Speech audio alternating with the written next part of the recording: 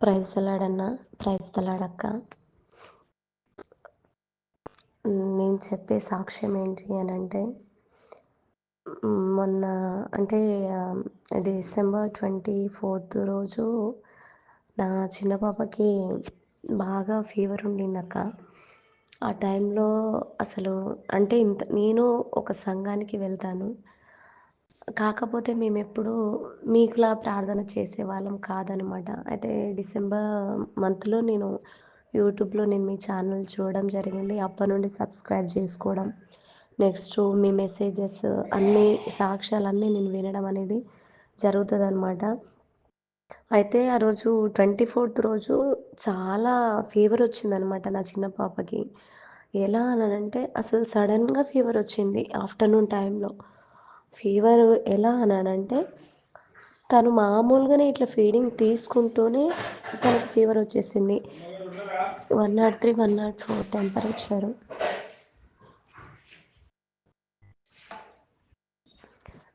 103, 104 temperature. అసలు అంటే ఇంతకు ముందుకు నా పాపకి సడెన్‌గా నిద్రలోనే ఫీవరొచ్చేసి 103 టెంపరేచర్‌తో తనకి ఫిట్స్ వచ్చిందనమాట.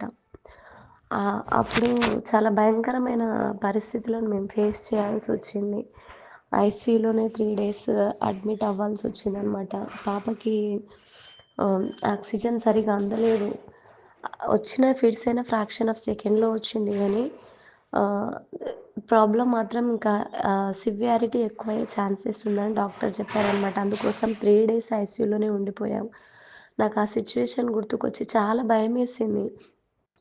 ఇంకా ఒకటే ప్రేయర్ చేశాను. అన్న చెప్పిన మాటలే లేనిది ఉన్నట్టు పలకడం. అంటే అందరూ సాక్ష్యాలు చెప్తుంటే ఆహ్, అలా పలకడం నిజమే అది బావుంది గదా! అని చెప్పేసి అనిపించింది గానీ, తర్వాత నేనలా ప్రార్థించడం నా ప్రేయర్ స్టైలే మారిపోయింది. అసలు మీ ప్రేయర్స్ విన్న తర్వాత. ఆ విధంగా నేను దేవా నా పాపకి ఫీవర్ నుండి విడుదలనిచ్చినందుకు వందనాలు. ఈ క్షణమే నా బిడ్డను తాకినందుకు వందనాలు. ఈ క్షణమే నా బిడ్డకు నువ్వు స్వస్థతనిచ్చినందుకు వందనాలని చెప్పేసి, ఆ రోజంతా అసలు ప్రేయర్ చేస్తూనే ఉన్నా. నైట్ అంతా ప్రేయర్‌లోనే ఉండిన. అసలు అంటే నేను కూడా ఒక నర్స్‌నే. ఇంట్లోనే ట్రీట్మెంట్ ఇస్తూ, సపోజిటరీస్ పెడుతూ అవర్లీ టెంపరేచర్ చెక్ చేస్తా ఉన్నా కూడా పాప టెంపరేచర్ అనేది అసలు రెడ్యూస్ అవ్వట్లేదు. ఇంకా నాకు చాలా భయమేస్తుంది. కానీ అన్న చెప్పే ఒక మాట ఎలా అంటే ఇట్లా గుండెలో ఇలా గుచ్చుకుంటది. అది దేవుని వాక్యమే అయినప్పటికీ నేను ఆ వాక్యం చదవలేదు. కానీ అన్న చెప్పినప్పుడు మాత్రం ఎలా అంటే ఇలా సూటిగా వచ్చి గుచ్చుకున్నట్టు అయిపోయిందనమాట నాకు. దేవుని మీద విశ్వసించిన వాళ్ళు అసలు భయపడరు. ఆ విధంగా భయపడ్డాము అనంటే అది దేవుని మీద విశ్వాసం లేనట్టే అని. ఆ మాట విన్నప్పుడు అసలు ఇట్లా గుండె మొత్తం ఇట్లా మెల్ట్ అయిపోయిన ఫీలింగ్ కలిగింది.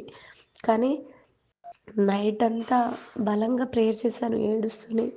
దేవా! నా బిడ్డకు విడుదలనిచ్చావు నీకు వందనాలు. దేవా! నా బిడ్డకు స్వస్థతనిచ్చావు వందనాలు. నువ్వు యెహోవా రాఫావి దేవా!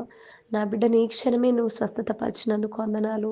నా బిడ్డకు కంప్లీట్‌గా ఇప్పుడే జ్వరం తగ్గిపోయినందుకు వందనాలు అని చెప్పేసి ఆ విధంగే ప్రేయర్ చేస్తా ఆ విధంగే దేవునికి స్తుతి అని చెప్పేసి చెప్పుకుంటా ఉండి ఆ విధంగా ప్రే చేశాననమాట. అంతకుముందుకు అసలు నాకు స్తుతి చేయడము అనంటే కేవలం పాటలు పాడడం అని మాత్రమే తెలుసు.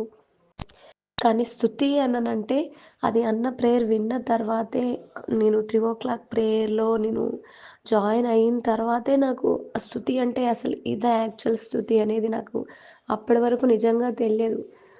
ఆ విధంగా చేశాను. చేసిన తర్వాత పాపకి అసలు 1:00కి అలా టెంపరేచర్ నార్మల్ అయిపోయింది. హల్లెలూయా!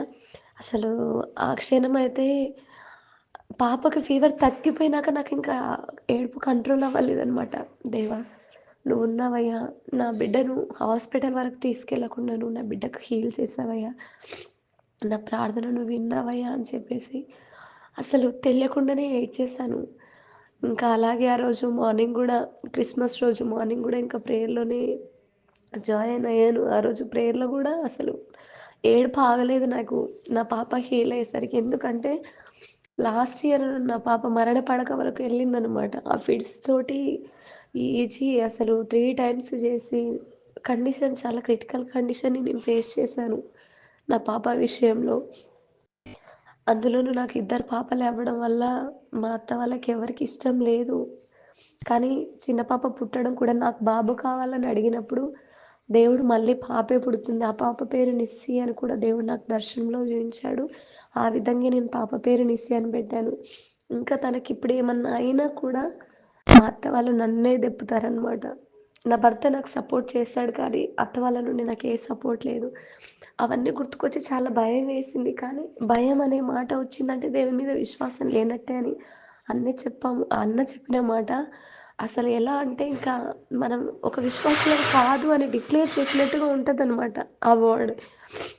ఆ విధంగా నా భారమంతా దేవుని మీదే వేశాను. ఈరోజు నా పాప చాలా హెల్తీగా ఉంది. అది కేవలం దేవుని కృపే. ఏ ఇన్వెస్టిగేషన్ చేయించలేదు. అంత టెంపరేచర్ ఉన్నప్పటికిని.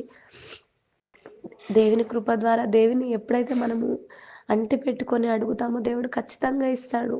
ఎలా అంటే మన నెగ్లిజెన్సీ ద్వారానే మనము దేవుడు మనకిచ్చే ఆశీర్వాదాలను కోల్పోతామే తప్ప దేవుని మనము ప్రార్థన చెయ్యక మనం దేవుడు ఇవ్వాల్సిన ఆశీర్వాదాలను కోల్పోతాం గానీ, మనం అడిగి దేవున్ని అంటిపెట్టుకుంటే మాత్రం దేవుడు ఖచ్చితంగా ఇస్తాడని చెప్పేసి నేనైతే బలంగా నమ్ముతానన్నా. ఆ విధంగా ఈరోజు నా పాప అంటే చాలా హెల్తీగా ఉంది. ఈరోజు స్కూల్‌కి గూడా వెళ్ళింది. ప్రతిరోజు నేను సాక్ష్యం జెప్పాలి అని అనుకుంటున్నాను గానీ, నాకు పాప సిక్ అయిన నెక్స్ట్ డే నుండే నాకు చాలా కోల్డ్ అయిపోయి నాకు వాయిస్ గూడా రాలేదనమాట. సాక్ష్యం జెప్పడానికి. Heavy cough.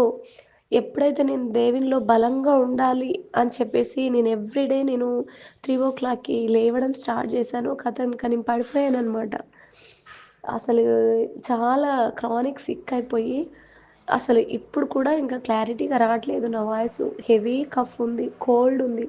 అయినా కూడా దేవుడు నాకు చేసిన కార్యాన్ని నేను చెప్పకుండా ఉండకూడదు, నేను డిలే చేయకూడదని చెప్పేసి ఈరోజు ఎలాగైనా చెప్పాలని జెప్పేసి నేను సాక్ష్యాన్ని మీతో పంచుకుంటున్నానన్న. కానీ ప్రార్థన విధానం మాత్రం నేను కేవలం మీ వల్లే నా ప్రార్థన విధానం మారిపోయిందన్న. కానీ ఎప్పుడైతే నేను ప్రేయర్‌లో మీతో జాయిన్ అయితానో, అప్పుడు మాత్రం అసలెంత సమాధానం ఉంటదనంటే, నా దగ్గర ఏమీ లేకపోయినా సమస్త నా కాడ ఉందన్న ఫీలింగ్ నాకు కలుగుతదనమాట. నాకు కిడ్స్‌ని చూసుకోవడానికి ఎవ్వరు లేక అసలు మా ఆయన నాకు డ్యూటీ మాన్పించేసి ఇంట్లోనే ఉంచాడు.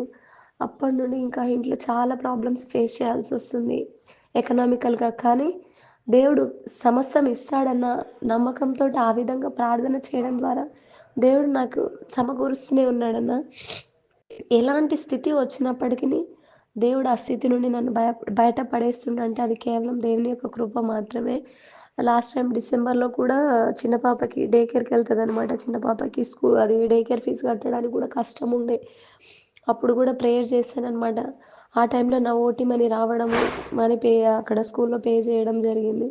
ఇంకా రూమ్ రెంట్ కట్టడానికి గూడా కొంచెం చాలా టైట్ అయిపోయింది. ఆ టైంలో గూడా దేవా నువ్వు రూమ్ రెంట్ కట్టినందుకు వందనాలు అని జెప్పేసి ఆ విధంగా ప్రార్థన జేసినప్పుడు అనుకోకుండా నా హస్బెండ్‌కి ఇన్సెంటివ్స్ పడిందనమాట. ఆ ఇన్సెంటివ్స్ పడడం వల్ల గూడా రూమ్ రెంట్ కట్టాల్సొచ్చిందనమాట. దేవుడు ఏ విధంగా అయితే లేనిది ఉన్నట్టు పలుకుతామో, నిజంగా ఇవైతే చాలా అద్భుతాలన్నా. ఇంతకుముందు నేను చాలా ప్రేయర్ చేశాను. నేను 41 డేస్ ఫాస్టింగ్‌లో ఉండేదాన్ని. ఆ విధంగా నేను చాలా నా స్టడీ పీరియడ్ నుండి నేను హాస్టల్‌లో ఉండడం వల్ల నేను చాలా చేశాను గానీ, ఇప్పుడైతే నా పాప వల్ల మాత్రం చాలా మిరాకిలే జరిగిందని చెప్పాలన్నా. ఇంకా దేవుడు నా పట్ల చేసిన మేలులకు దేవునికి లెక్కలేనన్ని వందనాలు. ఈ సాక్ష్యం దేవుడు దీవించును గాకన్నా. Praise the Lord. Praise the Lord అన్న. ప్రైజ్ ద లార్డ్ అక్క.